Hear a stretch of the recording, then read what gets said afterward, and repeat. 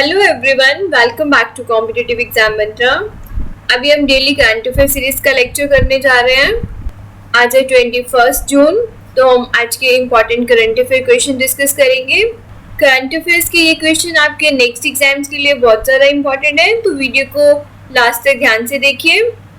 और जो भी एस्पायरेंट चैनल पर नए हैं वो चैनल को सब्सक्राइब कर ले ताकि सारी नोटिफिकेशंस आपको टाइमली मिलती रहे। और इस वीडियो का पीडीएफ आपको हमारे टेलीग्राम चैनल पर मिल जाएगा, जिसका लिंक डिस्क्रिप्शन बॉक्स में दिया हुआ है। चलिए आज की क्वेश्चन स्टार्ट करने से पहले हम 20 जून का क्वेश्चन ऑफ द डे देख लेते हैं।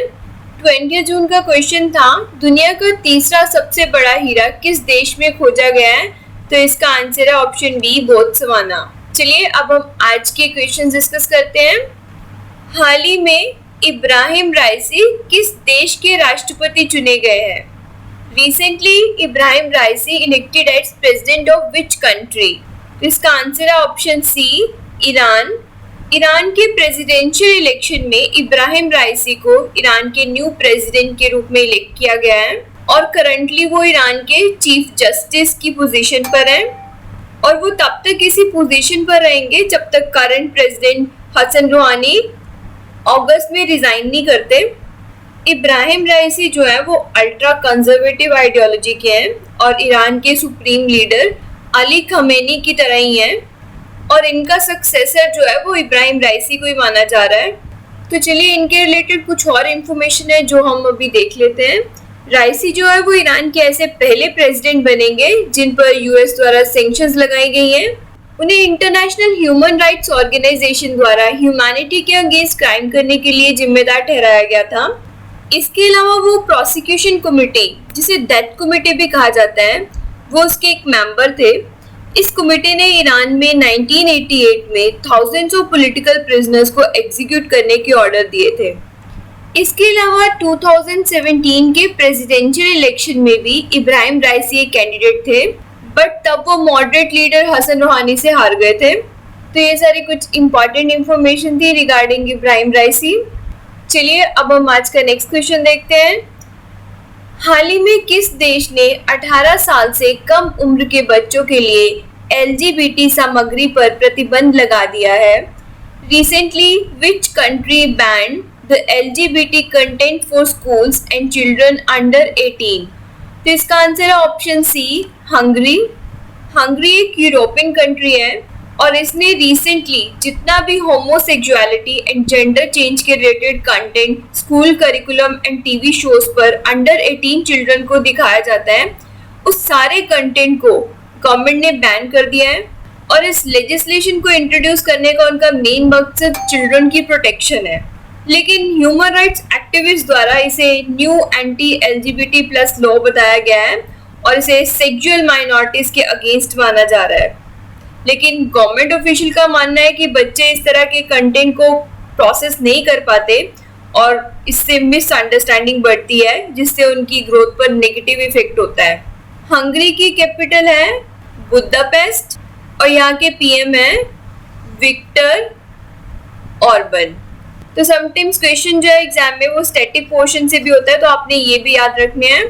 चलिए अब हम नेक्स्ट क्वेश्चन देखते हैं। हाल ही में कोलंबो से हल्दिया जाने के दौरान किस पुर्तगाली कंटेनर जहाज के ईंधन टैंक में दरार पड़ गई है? Recently, which Portuguese flag container ship developed an underwater crack in fuel tank on passage from Colombo to Haldia? तो इसका आंसर है option B, MV Devon।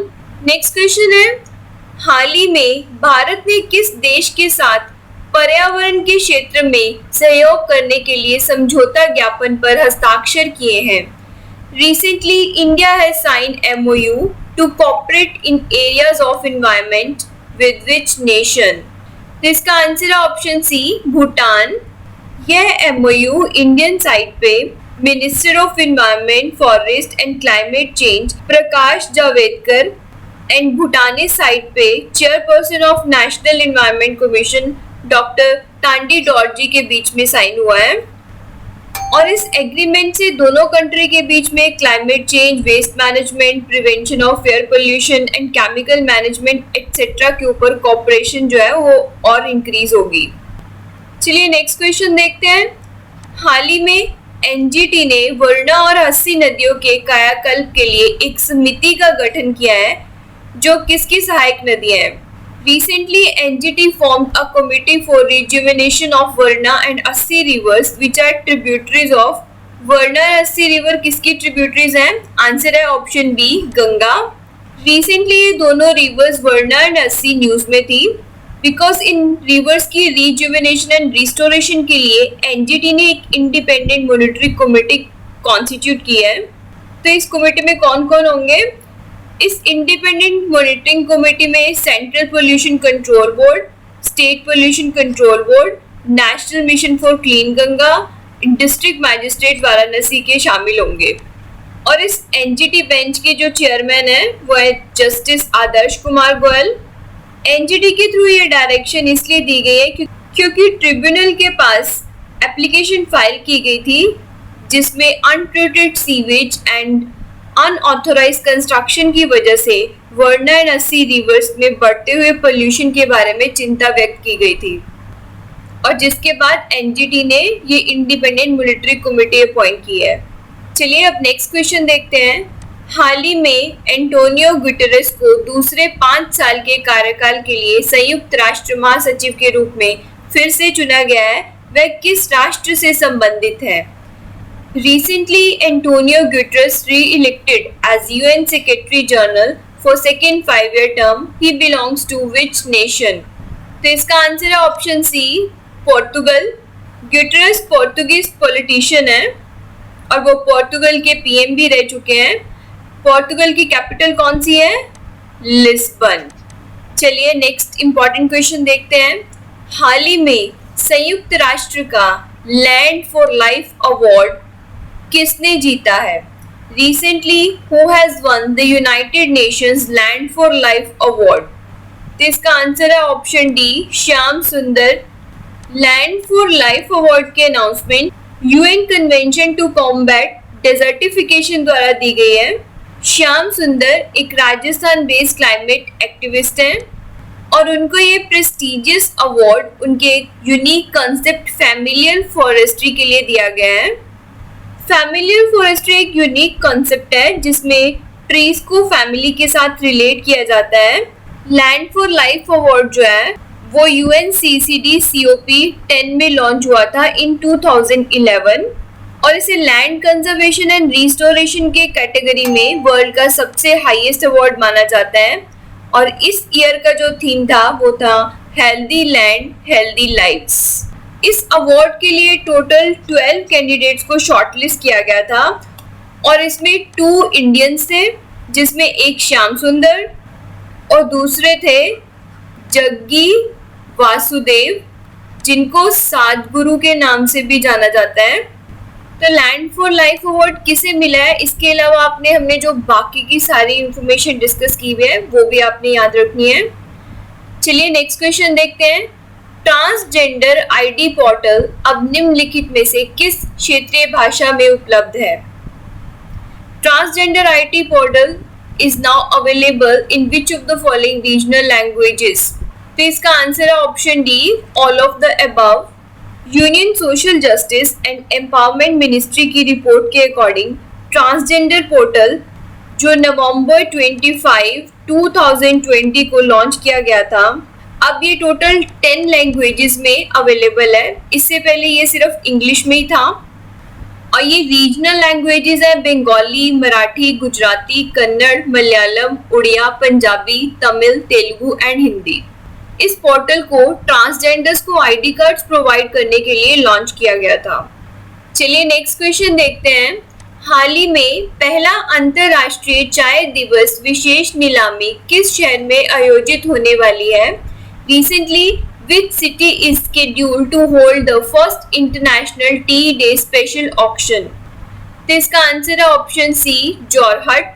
Jorhat को टी सिटी ऑफ आसाम भी कहा जाता है और यहाँ पर first ever international tea day special auction होगी।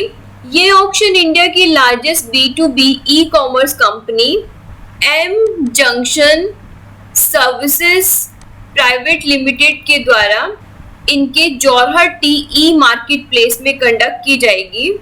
एम जंक्शन कंपनी के जो एमडी हैं वो है विनय वर्मा, और उनका कहना है कि वो इस ई मार्केट प्लेस के थ्रू सेल साइकिल टाइम को कम करने की कोशिश कर रहे हैं और फ्रेशली प्रोड्यूस टी को डायरेक्टली प्रोड्यूसिंग रीजन से मार्केट तक लाने की कोशिश की जा रही है, और इसके अलावा फ्यूचर में वो international T e market place बनाने पर भी काम कर रहे हैं। चलिए आज का नेक्स्ट क्वेश्चन देखते हैं।